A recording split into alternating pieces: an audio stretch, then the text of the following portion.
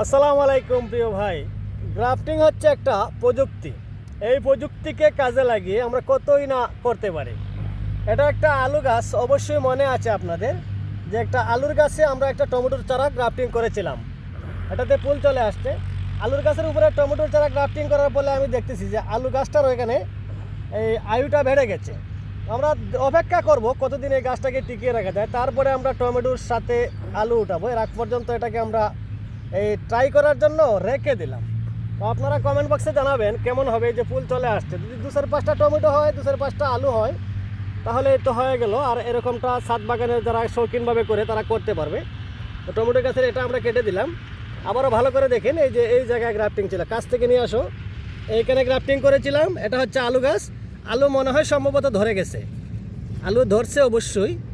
এই যে আলু ধরতেছে, এই যে আলু ধরতেছে। আচ্ছা, এখন আমরা কুদবো না, এটা আরও কদিন পরে করব। যখন এখানে টমেটো হবে তখন আমরা এটাকে তুলে আলু আর টমেটো একসাথে তোলার চেষ্টা করব। ভালো থাকবেন, আল্লাহ হাফেজ।